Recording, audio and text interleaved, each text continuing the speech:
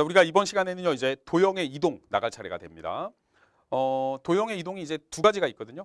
평행 이동이라는 것과 대칭 이동이 있는데, 일단 이번 시간에는 선생님하고 평행 이동에 대한 얘기를 할 것이고요. 기본적으로 평행 이동이 중학교 때 나오기는 하지만, 여러분들이 도형을 이동하는 것 자체에 대해서는, 즉 자취의 관점에서는 여러분들이 조금 이해를 제대로 해야 될 부분들이 있어요. 많은 친구들이 이 부분을 뭐 그냥 공부를 했을 때 그냥 단순하게 암기하는 경우들이 너무 많은데, 얘네들이 왜 그렇게 된다라는 것을 선생님 설명을 통해서 제대로 알 수 있기를 바랍니다. 자, 시작해 볼게요. 자, 107페이지를 펴보시면 이제 평행 이동이 나와 있어요. 평행 이동 나와 있습니다. 이 평행 이동은 뭐냐 하면은 평행하게 이동을 하는 건데, 뭐에 평행하게 이동을 하는 거냐면 X축이나 Y축의 평행한 방향으로 이동을 한다는 거예요. 뭐 아마 여러분들이 중학교 때도 다 배웠던 부분이니까 충분히 알 거라고 생각하고, 자, 여기가 X축, Y축이 이렇게 있을 때 예를 들자, 우리가 이 점이 X, Y라는 점인데, 자, 이 점을 갖다가 X축의 방향, X축 방향은 요거죠, 요거. 요거의 평행한 방향으로 A만큼 이동을 하고, 그죠? 그러니까 X축의 방향하고 평행한 방향으로 이동을 하고, 그 다음에 Y축하고 평행한 방향으로 B만큼 이동을 한다면, 그때 이렇게 새로운 이 점은 뭐냐? 이 이동된 점이 뭐냐? 그러면 일단 선생님은 어떻게 얘기할 거냐면, 이동된 점을 새로운 X'과 Y'이라는 점을 동원해서 표현을 할게.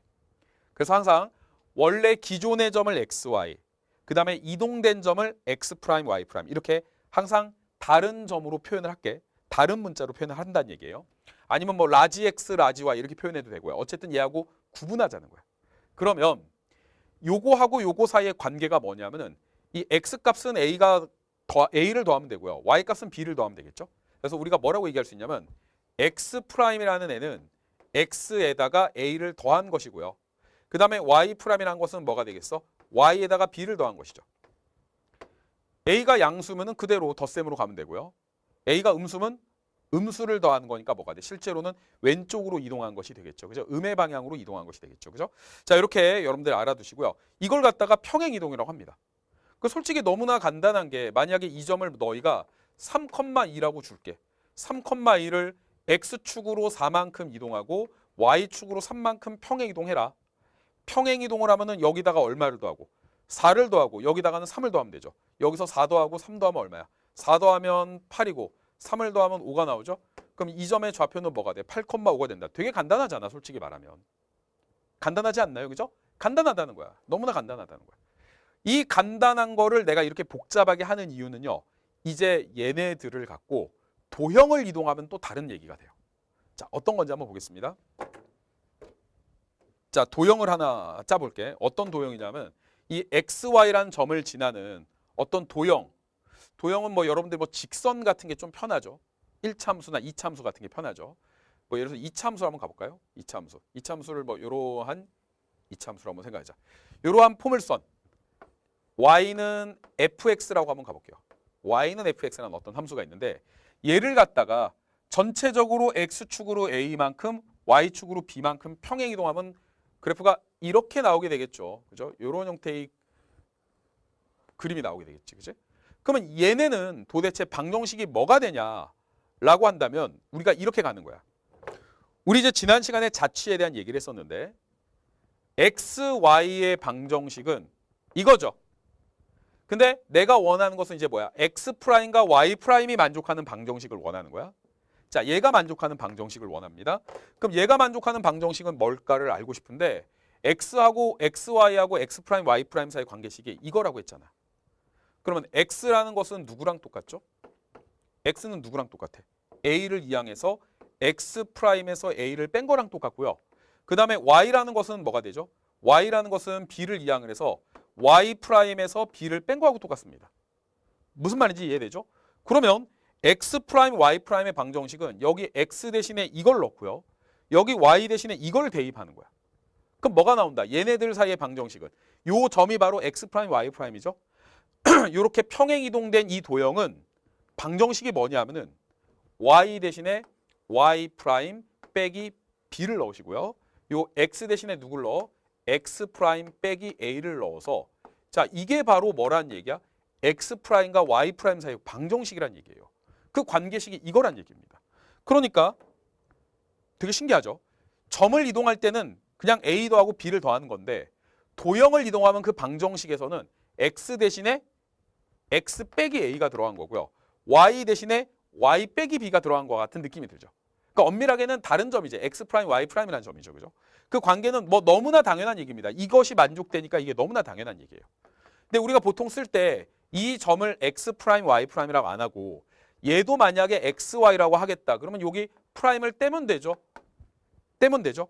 그러니까 마치 뭐가 되는 것 같은 느낌이야. x 대신에 x 빼기 a가 들어가고 y 대신에 y 빼기 b가 들어간 것 같은 그런 느낌이 들 뿐이지. 그러니까 그게 느낌인 거지 실제로는 그게 뭐 뺀 게 아니야 원래는. 원래는 이런 관계식에서 바꾸다 보니까 x 프라임, y 프라임을 이제 프라임을 없애다 보니까 이렇게 된 거야. 이해되죠? 자, 그래서 이거를 우리가 구체적인 예를 한번 들어서 볼게. 자, 어떤 예를 드냐면 우리가 뭐 지난 시간까지 원을 했으니까 원과 관련된 걸 한번 볼게요. 자, 아주 기본적인 원을 한번 볼까요? 자, 중심이 원점에 있고 반지름이 일자리인 원. x제곱 더하기 y제곱은 어때요? 1이지? 이거죠? 자, 그럼 나는 이 원을 갖다가 x축으로 2만큼 이동하고 y축으로 3만큼 이동을 할 거야. 평행 이동할 거야. 원 자체를 오른쪽으로 2, 위쪽으로 3만큼 이동할게. 그럼 중심이 어디로 가겠어?